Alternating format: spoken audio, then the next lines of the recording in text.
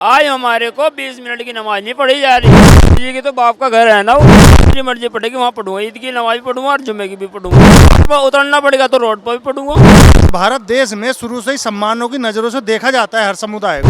मुस्लिम राष्ट्रपति बन जाए आने वाले समय में, मुझे तो लगता है ईश्वर सबके लिए एक है। लोगों को प्रताड़ित किया जा रहा है, ये सभी को एक नज़र से नहीं देख रहे। मुस्लिमों को बात आगे क्यों टिकती है? सभी को एक नज़रिए से देखना चाहिए। नमस्कार, मैं अवतार, बहुत बहुत स्वागत है हमारे सभी दर्शकों का। देखिए, अभी रमज़ान पाक का महीना चल रहा है और यूपी से लेके दिल्ली तक एक भौचाल आया हुआ है। भौचाल क्या, मुस्लिमों को रोड पे नमाज पढ़ने से रोका जा रहा है। साथ के साथ यूपी में तो ये भी कहा गया है कि आप घर के छतों पे भी नमाज नहीं पढ़ सकते हैं। तो इन सारों मुद्दों पे हम बातचीत करेंगे। उसके साथ साथ सबसे बड़ी बात है कि नवरात्रि का टाइम आ गया है, जहां जहां मीट की दुकान दिखती है वो भी बंद करना है। पड़पड़गंज के विधायक बीजेपी के रविंद्र नेगी जी, उन्होंने तो ये भी कह दिया है कि जहां भी मीट की दुकान दिखती है, जब तक नवरात्रि रहेगी तब तक बंद करनी होगी। तो काफ़ी सियासी तेज चलता आ रहा है। हमारे साथ एक मुस्लिम भाई हैं, हम इनसे जानने का प्रयास करते हैं कि इनके मन में क्या विचार है। क्या नाम है आपका? मेरा नाम रज्जाक है। क्या कहेंगे, रोडों पे जिस तरीके से नमाज पढ़ने के लिए मना किया जा रहा है, इस पे आपका क्या राय है?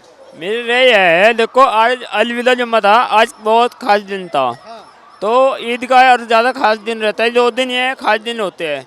और जो कवर आदरा निकालते हो, कवर जाता है, हरिद्वार लेकर जाते हैं और हम उनके सहयोग करते हैं। हम वहाँ पे फल फ्रूट बांटते हैं, उनकी मतलब पट्टी भी करते हैं, खाना खुआना सब कुछ करते हैं उनके साथ।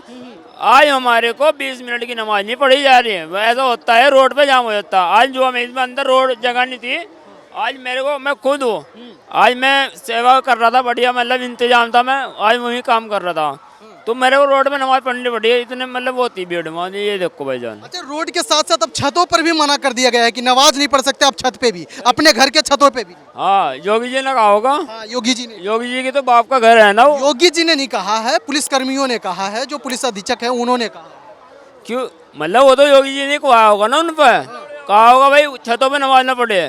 योगी जी ने कहा होगा ना। मैं ये कहना चाहता हूँ योगी जी को, ये अपने घर की छतों पर पढ़ो, क्या मस्जिद में पढ़ो, क्या वो कहीं अपने घर में पढ़ो। योगी जी का है ना, घर नहीं दे रखा बना रखा, अपने पैसे से बना रखा। जो बैठक बना रखी है ना, बस ये नहीं 15 लाख रुपए लगा रखे, अपने पैसे तो लगा रखे हैं। अपने बैठक में पढ़ूंगा, जहाँ मेरी मर्जी पड़ेगी वहाँ पढ़ूंगा, ईद की नमाज पढ़ूंगा और जुम्मे की भी पढ़ूंगा। अच्छा, रोड पे तो नहीं पढ़ोगे ना? कहाँ रोड पे? अब मेरी जगह नहीं रही है, रोड पर उतरना पड़ेगा तो रोड पर भी पढ़ूंगा। हाँ हाँ, क्या? उनका कहने का मकसद ये है, सरकारी संपत्ति पे कोई आदमी नमाज अल्लाह भगवान का नाम ना ले, हैं? उनका कहने का मकसद यही तो है। नहीं, उनका मकसद ये है कि रोडों पे जो नमाज होती है, आप मस्जिदों में जाके नमाज करें, लेकिन रोड पे नमाज नहीं पढ़ सकते। रोड के साथ साथ रहो, मैं बता तो रहा हूँ, रोड के साथ साथ अपने घरों के छतों पे भी नमाज नहीं पढ़ सकते। तो भैया क्या कहना सर? भाई उनसे समय में पिछले इसे थोड़ा दूर रख के, हमारे देश के 3 राष्ट्रपति मुसलमान थे। पहला जाकिर हुसैन, दूसरा एक और है बताऊं, तीसरा अब्दुल कलाम। 3 राष्ट्रपति, और राष्ट्रपति भवन में मस्जिद भी बनवाई उन्होंने, मंदिर भी बनवाया दिल्ली के अंदर। आके देख लो, नहीं देख सकते हो तो। और वहाँ भी नमाज पढ़ रहे हैं लोग, और सभी का सम्मान है। जब इस भारत देश में शुरू से ही सम्मानों की नज़रों से देखा जाता है हर समुदाय को, तो अब क्या हो रहा है भाई? मुझे तो लगता नहीं आने वाले समय में कोई मुस्लिम भाई या कोई मुस्लिम राष्ट्रपति बन जाए आने वाले समय में, मुझे तो लगता नहीं। और सच्चाई भी यही है, क्योंकि देखो परमेश्वर सबके लिए एक है। नज़रिया देखने का गलत है, प्रताड़ित करना गलत है। अगर उन्हें थोड़ा सा ये दिक्कत है तो सरकार उनको जगह उपलब्ध करवा दे भाई।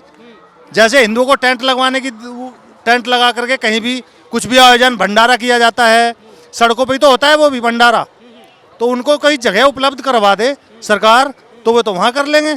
तो ऐसे प्रताड़ित नहीं करना चाहिए किसी भी समुदाय को, ऐसे प्रताड़ित नहीं करना चाहिए। हाँ बिल्कुल बिल्कुल। नवरात्रि आ रहा है, कह रहा है मीट की दुकान बंद होनी चाहिए, इस पे आप क्या कहेंगे? भाई देखो, अगर यहाँ आप खड़े हो, यहाँ मंदिर भी है पास में, यहाँ नॉन वेज खाना भी बिक रहा है, किसको वो करोगे भाई, किस किस को समझाओगे?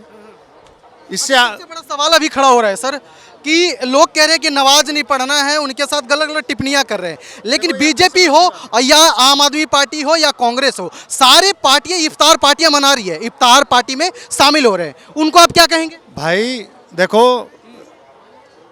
इन लोगों को प्रताड़ित किया जा रहा है, साफ सीधी बात ये घुमा फिरा के बात वहीं लाते हैं, इनको प्रताड़ित किया जा रहा है और कुछ नहीं है। ये सभी को एक नज़र से नहीं देख रहे, प्रताड़ित किया जा रहा है। यार मुस्लिमों को ही बात आगे क्यों टिकती है, ऐसा क्यों है? कोई जवाब दे। कोई भी पहले इतने प्रताड़ित तो करने की बातें कह रहे, भाई भाई हैं हमारे, वो अरे मुस्लिम भाई हैं। अरे वो तो कहने को हैं, लेकिन पुलिस पे दबाव डाल के ये तो सारा काम हो रहा है। अपने घर में भी आदमी सुरक्षित नहीं है तो क्या होगा फिर? वे भी तो देश के नागरिक हैं, वे भी देश के, जो जनता उनको MP MLA चुनती है तो वे भी तो उनको सपोर्ट करते हैं चुनने में, क्या नहीं करते?